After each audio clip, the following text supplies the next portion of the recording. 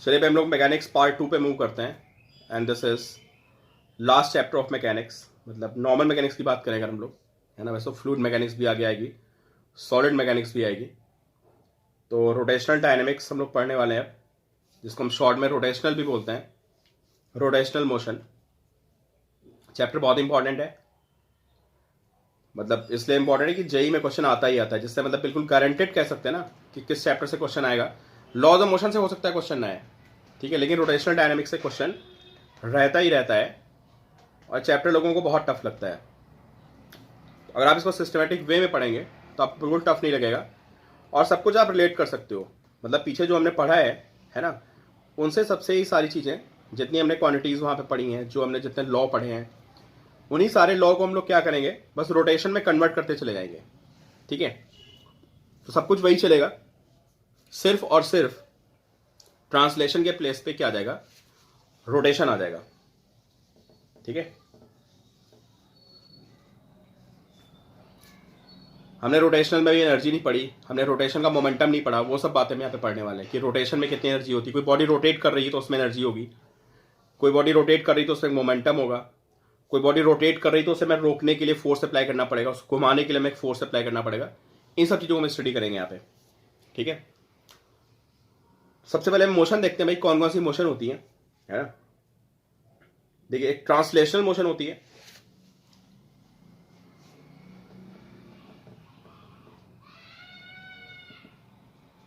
और एक मोशन होती है हमारी रोटेशनल। इनके बारे में देखना है और हमें देखना है what is a rigid body. इसको रिजिड बॉडी मैकेनिक्स भी बोलते हैं, रिजिड बॉडी डायनामिक्स भी बोलते हैं, ठीक है। तो हम लोग चैप्टर पढ़ रहे हैं, ये चैप्टर किसके लिए, this is for a rigid body. And what is a rigid body. Rigid body का कॉन्सेप्ट ये होता है कि अगर ये रिजिड बॉडी है, आपको फील आ रही होगी व्हाट इज रिजिड, बिल्कुल सॉलिड है ना, जिसमें बिल्कुल डिफॉर्मेशन नहीं हो रहा है, दैट इज रिजिड। अगर हम उसको थोड़ा मैकेनिक्स के टर्म में एक्सप्लेन करें तो रिजिड बॉडी क्या होती है कि अगर ये रिजिड बॉडी में दो पार्ट्स है ना, तो there is no velocity of separation और no velocity of approach between any two points on the rigid body. मतलब ये इसकी तरफ नहीं आ सकता, ये इसकी तरफ नहीं आ सकता, ये इससे दूर नहीं जा सकता और इससे दूर नहीं जा सकता। इनका जो रिलेटिव सेपरेशन होता है ना, दैट रिमेन्स कांस्टेंट। और बात वही है कि देयर इज नो डिफॉर्मेशन। उसी को बोलने का थोड़ा कॉम्प्लिकेटेड तरीका मैंने बोल दिया कि there is no velocity of approach, मतलब ये पास पास नहीं आ सकते, दूर दूर नहीं जा सकते, इनका जो सेपरेशन है दैट रिमेन्स फिक्स्ड। बेसिकली मैं कहना क्या चाह रहा हूँ कि there is no deformation. Rubber होती है और दैट नॉट रिजिड बॉडी, क्योंकि उसमें क्या होता है, कॉम्प्रेस हो जाएगी। तो बॉडी कॉम्प्रेस नहीं होनी चाहिए and body should not extend. दो बातें हो गई, should not compress and should not extend, तो that is rigid body. Physics के वे में बोलते हैं कि दो पॉइंट्स के बीच का relative separation that remains fixed. ये घूम सकते हैं, ठीक है, ये घूम सकता है, इसके रिस्पेक्ट में इट कैन टर्न, बट पास नहीं आ सकता, दूर नहीं आ सकता, दैट इज रिजिड बॉडी। तो what is rigid body. In a rigid body there is no velocity of approach, note down this point, और no velocity of separation between 2 points, any 2 points you can take anywhere, 2 points ले लिया तो that is rigid body. In short, no deformation, no compression, no extension, ठीक है। Then we have translation motion. What is translation motion? कि ये कोई body है ना, सीधे चल रही है, ऐसे ऐसे यहाँ पे पहुंच गई ऐसे, तो this is translation, this is called rectilinear translation. Rectilinear translation, ठीक है। सारे पार्टिकल्स स्ट्रेट लाइन में ऐसे मूव कर रहे हैं, हर पार्टिकल की वेलोसिटी क्या है, सेम है। हर पार्टिकल की जो वेलोसिटी रिजिड बॉडी में दैट इज सेम। ये रेक्टिलिनियर ट्रांसलेशन होता है और ये कर्व में भी हो सकता है translation motion. It can be curvilinear, अगर बॉडी ऐसे है और ये ऐसे चल रही इस पाथ पे, ऐसे ऐसे ऐसे, है ना, तो यहाँ पे आ गई बॉडी, ठीक है, पहले यहाँ पे थी। तो कॉन्सेप्ट क्या है कि जितने भी पॉइंट्स होते हैं दे हैव सेम वेलोसिटी। सबकी वेलोसिटी क्या है, सेम है, may be on straight line and may be on a curve path, ऐसा, ठीक है। The velocities are parallel, all points have same velocity, I mean same magnitude and same direction. This is called curvilinear motion. this is curvilinear motion. Okay. And then we have rotational motion. Rotational motion में क्या होता है, body rotates about a fixed axis, एक line होती है, ठीक है, और इस लाइन के ऊपर बॉडी क्या करती है, रोटेट करती है, and all particles have different velocities, सबकी वेलोसिटीज क्या होती हैं, डिफरेंट होती हैं. तो दिस इज रोटेशनल मोशन. और आप सबको पता है कि अगर ये कोई बॉडी रोटेशन मोशन में है, फॉर एग्जांपल ये कोई बॉडी यहाँ से दिस एक्सिस ये से रोटेट कर रही है ना, किसी भी पॉइंट की जो वेलोसिटी होती है वो कितनी होती है, दैट इज आर ओमेगा. अगर ये आर है तो this velocity is R omega. तो कोई एक्सिस का जितना पास होता है, एक्सिस का जितना पास होगा आर उतना ही कम होगा, उसकी वेलोसिटी उतनी कम होगी, और जो एक्सिस से जितना दूर होगा उसका आर उतना ही ज़्यादा होगा, और उसका वी भी उतना ही ज़्यादा आएगा, तो उसकी वेलोसिटी ज़्यादा होगी. ठीक है, तो we is R omega.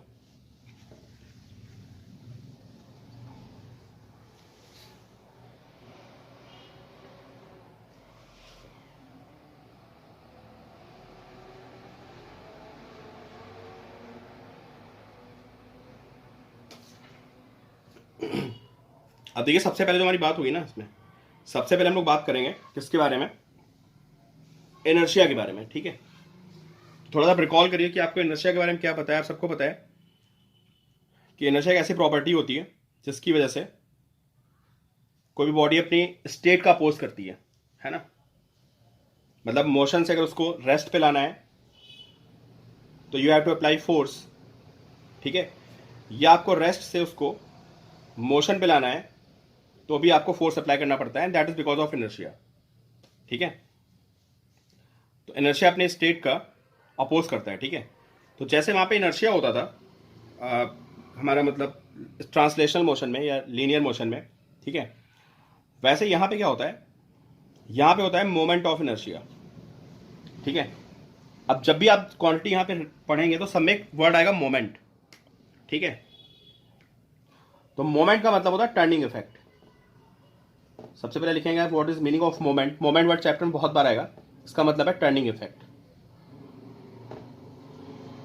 Turning effect. ठीक है, तो अब मैं आपको बोल रहा हूं कि मोमेंट ऑफ इनर्शिया.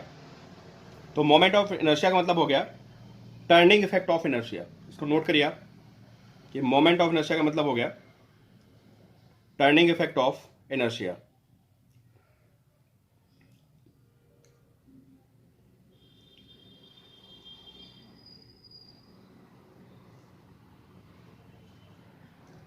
या इसको मैसेज एक्सप्लेन कर सकते हैं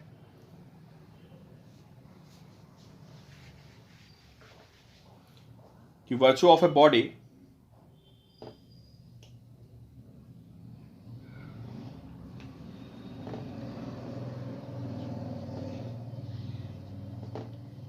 चलिए मुझे दूसरा मार्कर लेना पड़ेगा. Property of a body, property of a body due to which it opposes change in its state. अब यहां स्टेट दो होती है. कौन सी स्टेट? फ्रॉम रेस्ट टू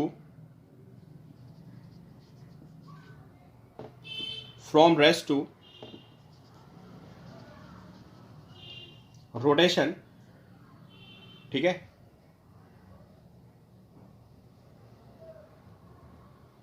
और फ्रॉम रोटेशन टू रेस्ट. ठीक है, मेरा कहने का मतलब ये है कि अगर कोई बॉडी कहीं पे घूम रही है, मतलब कोई बॉडी रेस्ट पे है, ठीक है, और आपको उस बॉडी को घुमाना है, तो आपको क्या करना पड़ेगा, आपको थोड़ा सा एफर्ट्स लगाने पड़ेंगे. कोई बॉडी अपने आप नहीं घूमेगी. जैसा फैन है ना, अगर आपको फैन को घुमाना है तो आपको क्या करना पड़ेगा, आपको कुछ एफर्ट्स लगाने पड़ेंगे. और अगर फैन घूम रहा है, ठीक है, और घूमते हुए फैन को अगर आप रोकने की कोशिश करेंगे तो भी आपको एफर्ट्स पुट करने पड़ेंगे. That is because of moment of inertia. ठीक है, कोई बॉडी घूम रही है, या ऐसे बोले कि if a body in rotational state it tries to remain in rotational state until external torque is applied on it. समझे? तो अब एक नया वर्ड आ गया टॉर्क. अभी हम टॉर्क डिस्कस नहीं करते हैं, बट आप ये समझिए कि अगर कोई बॉडी घूम रही है तो उसकी टेंडेंसी होती है कि वो घूमते रहना चाहती है, ठीक है, उसको रुकना नहीं है. आप रोकोगे तो you have to apply torque. तो जैसे वहां पे फोर्स होता था वैसे यहां पे टॉर्क होता है, ठीक है. सिमिलरली अगर कोई बॉडी रुकी हुई है और आपको उसको घुमाना है तो you have to apply torque, ठीक है.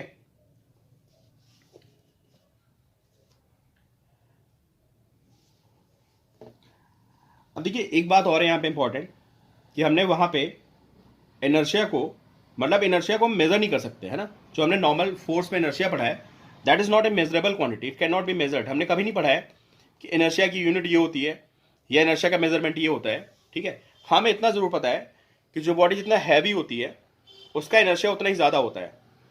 लॉज ऑफ मोशन में एक हैवी बॉडी को रोकना, एक हैवी बॉडी को चलाना हमारे लिए ज़्यादा प्रॉब्लमेटिक होता है कंपेयर टू कि हमारे पास एक लाइट बॉडी है, ठीक है.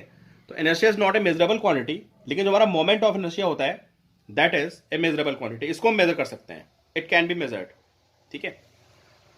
तो जो मोमेंट ऑफ इनर्शिया होता है mathematically, moment of inertia is given by mr², ठीक है. ये इसका एक्सप्रेशन होता है where m is mass and r is distance from the axis. अगर ये एक्सिस है आपकी और बॉडी यहां से घूम रही है, this mass is m, this distance is r, तो इसका मोमेंट ऑफ इनर्शिया होगा दैट इज mr². इसको हम I से डिनोट करते हैं, ठीक है. इसकी यूनिट क्या बनेगी? kg metre square. And this is scalar quantity, this is scalar quantity, ठीक है. तो जो हमारा इनर्शिया होता था, मैं आपको फिर बोल रहा हूं inertia can not be measured, but हमें पता है कि इनर्शिया डिपेंड्स ओनली ऑन मास, ठीक है, कि किसी बॉडी का मास कितना कम है कितना ज्यादा है. लेकिन जो हमारा मोमेंट ऑफ इनर्शिया होता है, ठीक है, ये मास पे भी डिपेंड करता है और मास के साथ साथ ये मास डिस्ट्रीब्यूशन पे भी डिपेंड करता है कि मास को डिस्ट्रीब्यूट कैसे किया हमने, है ना. मास का डिस्ट्रीब्यूशन भी यहां पे क्या है, इंपॉर्टेंट है. तो नोट करिए आप कि moment of inertia depends on mass and also on distribution of mass, ठीक है. तो किसी बॉडी में this is for point mass actually, ठीक, दिस इज फॉर पॉइंट मास.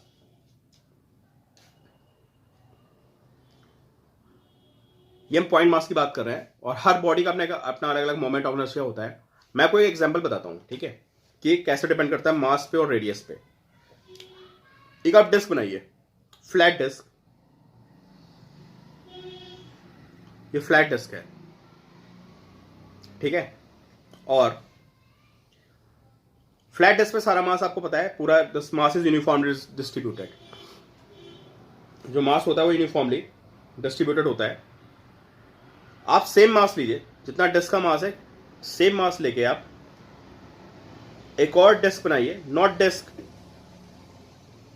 आप स्पोक्स लगाइए हल्के हल्के, ऐसे स्पोक्स लगा के आप सारा मास एज पे पहुंचा दीजिए. पता है, जो बात समझो आप, जितना मास डिस्क का है, जितना मास इस डिस्क का है उतना ही मास इसका भी है. लेकिन डिफरेंस क्या है कि यहां पे मैंने स्पोक्स लगा के सारे मास को कहां पहुंचा दिया, बिल्कुल बाहर पहुंचा दिया. और यहां पे क्या है, सारा मास पूरा यूनिफॉर्मली डिस्ट्रीब्यूटेड है, ठीक है. सेम मास और मैं इनको सेम ओमेगा दे दूं, बिल्कुल आइडेंटिकल घुमा दूं, ठीक है. और मैं आपको बोलूं कि ऐसा है, इन दोनों को स्टॉप करना है तो आप जाएंगे सेम टाइम में स्टॉप करना है, you have to stop in same time. आप जाओगे कुछ यहां पे पकड़ोगे और फोर्स लगाओगे तो आपको पता चलेगा, जब इसको आप रोकने चलेंगे ना, दे have same mass, they have same angular velocity, लेकिन आपको यहां पे ज्यादा एफर्ट्स पुट करने पड़ेंगे. क्यों? इसलिए ज्यादा एफर्ट पुट करने पड़ेंगे क्योंकि जो मोमेंट ऑफ इनर्शिया होता है दैट इज mr².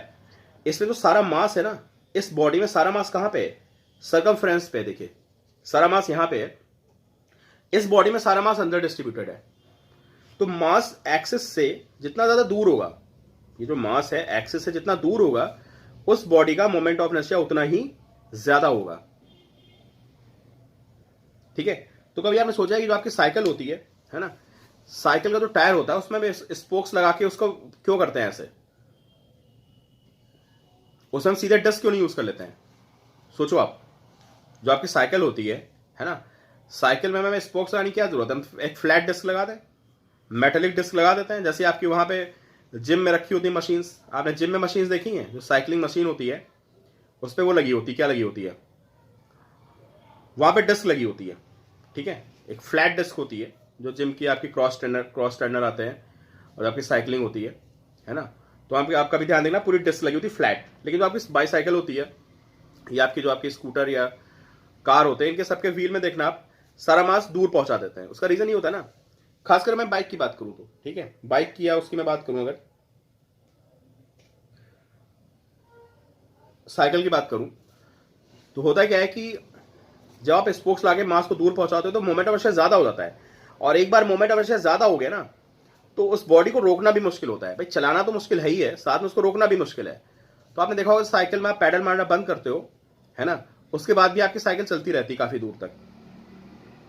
तो अगर मैं स्पोक्स हटा के वहां पे सीधे फ्लैट डिस्क लगा दूं, मैं स्पोक्स हटा के वहां पे सीधे फ्लैट डिस्क लगा दूं और फिर आप पैडल मारना बंद कर दें, तो आपको पता चलेगा कि आपकी साइकिल 10 मीटर में रुक जाएगी। जैसे आप पैडल मारना बंद करोगे साइकिल रुक जाएगी। क्यों रुक जाएगी? क्योंकि आपके व्हील का इनर्शिया कम हो गया, आपने मास पूरे में डिस्ट्रीब्यूट कर दिया, तो मोमेंट ऑफ इनर्शिया कम हो गया। अगर मोमेंट ऑफ इनर्शिया कम हो गया तो उसको रोकना हमारे लिए आसान हो जाएगा, वो जल्दी रुक जाएगी। लेकिन अगर मोमेंट ऑफ इनर्शिया ज्यादा है तो उस बॉडी को रोकना भी मुश्किल होगा। तो होता क्या है कि अगर आपकी साइकिल में वो लगा होता, क्या डिस्क लगी होती ना व्हील की जगह, तो आप जैसे 2 पैडल मारते तो तुरंत स्पीड पकड़ लेती। लेकिन जैसे आप पैडल मारना बंद करते वैसे वो रुक भी जाती। तो हमारा मेन ऑब्जेक्टिव ये होता है साइकिल में कि अगर हम थोड़ा पैडल मारना बंद भी कर दें तो साइकिल चलती रहे, है ना। इसलिए हम लोग वहां पे क्या यूज करते हैं, हम लोग स्पोक्स लगा के उसको अलग अलग कर देते हैं। तो आपको बात समझ आई? तो ये मैंने कुछ जैसे एक एग्जाम्पल बताया है कि मोमेंट ऑफ इनर्शिया मास पे भी डिपेंड करता है और साथ में मास के डिस्ट्रीब्यूशन पे भी डिपेंड करता है। मास एक्सिस से जितना दूर होगा उसका मोमेंट ऑफ इनर्शिया उतना ही ज्यादा होगा, जिसका मतलब ये है कि उसको चलाना नहीं, मैं घुमाना वर्ड यूज कर रहा हूं, उसको घुमाना और घूमती बॉडी को रोकना आपके लिए उतना ही प्रॉब्लमेटिक होगा। आपको ज्यादा एफर्ट्स एक्सर्ट करने पड़ेंगे उसको रोकने के लिए, ठीक है। तो हमने देखा कि मोमेंट ऑफ इनर्शिया कितना होता है। Moment of inertia is mr² for a single particle, ठीक है। अगर बहुत सारे कहीं पे पार्टिकल्स हैं, ऐसे कोई एक्सिस है, एक यहाँ पे m1 हो गया r1 डिस्टेंस पे, m2 हो गया r2 डिस्टेंस पे, m3 हो गया r3 डिस्टेंस पे, बहुत सारे पार्टिकल्स हैं ऐसे, m4 हो गया r4 डिस्टेंस पे। तो जब आप इसका मोमेंट ऑफ इनर्शिया निकालेंगे तो आपको पता चलेगा कि this is m1 r1 square plus m2 r2 square and so on m1 r n square. Scalar quantity होती है, सब कुछ आप उठा के ऐड कर दोगे and you will get net moment of inertia, ठीक है। m1 r1 square plus m2 r2 square and so on m1 r n square, ठीक है। तो मैं क्या मिल जाएगा, net moment of inertia. For example ये एक्सिस हो गई, ठीक है, ये एक्स एक्सिस वाई एक्सिस, ठीक है। एक पार्टिकल यहाँ पे रखा हुआ है और एक पार्टिकल यहाँ पे रखा हुआ है, पर ये इक्विलेटरल ट्रायंगल हो गया, ये मास m हो गया, ये m हो गया और ये m हो गया, ठीक है। और मोमेंट ऑफ इनर्शिया एक एक्सिस के आउट होता है, पता है कि बॉडी किस एक्सिस के आउट घूम रही है। तो आपसे बोलेगा कि और ये इक्विलेटरल ट्रायंगल है, इसकी साइड ए ले लेते हैं, the side is A, this A and this A. कहता है भाई इसके अबाउट फाइंड करो मोमेंट ऑफ इनर्शिया, इस पूरे सिस्टम का इसके अबाउट मोमेंट ऑफ इनर्शिया क्या होगा, मतलब पूरा सिस्टम इसके अबाउट घूम रहा है। तो अगर ये मेरी एक्सिस हो गई तो आपको पता है mr² में जो r होता है that is distance from the axis. तो मैं तीनों के मोमेंट ऑफ इनर्शिया ऐड करूंगा, इसका कितना आएगा, this will be a/2, this is a। पहले इसका मोमेंट ऑफ इनर्शिया लिखते हैं, ये तो एक्सिस पे आ गया, तो m × 0 स्क्वायर प्लस इसका लिखते हैं m × a/2 स्क्वायर प्लस इसका लिखते हैं ma²। तो ये हमारा क्या आ गया, this is net moment of inertia, ठीक है। तो जितने भी पार्टिकल्स होते हैं उन सबके मोमेंट ऑफ इनर्शिया को आप क्या कर सकते हो, आप उठा के स्केलर की तरह सीधे ऐड कर दिए, m1 r1 square plus m2 r2 square and so on mn rn square, और आपको क्या मिल जाएगा, you will get net moment of inertia.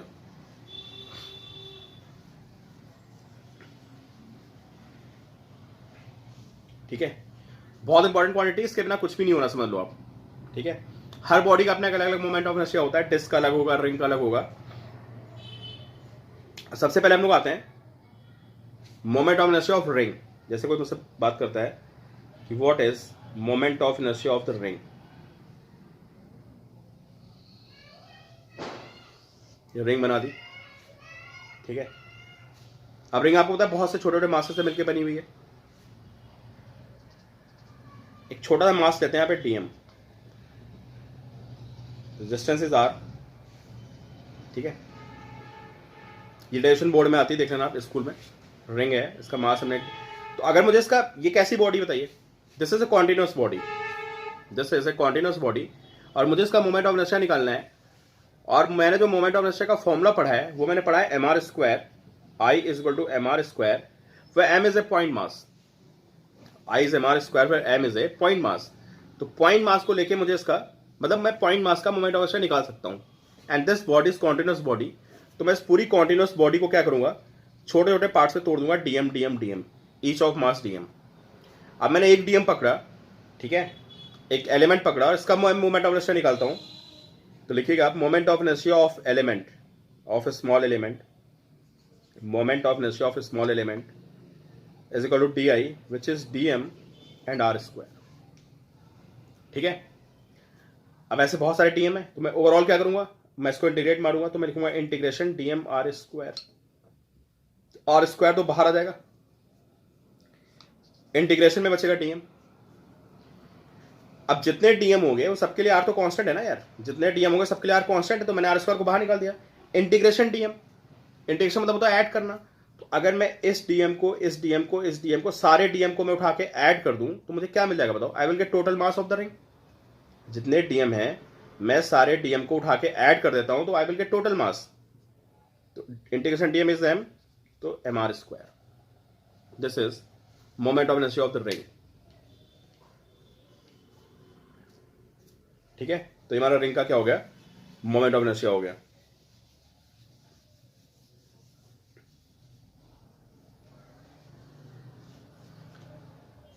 ठीक है, और रिंग और डिस्क में रिंग का ज्यादा होता है, ठीक है।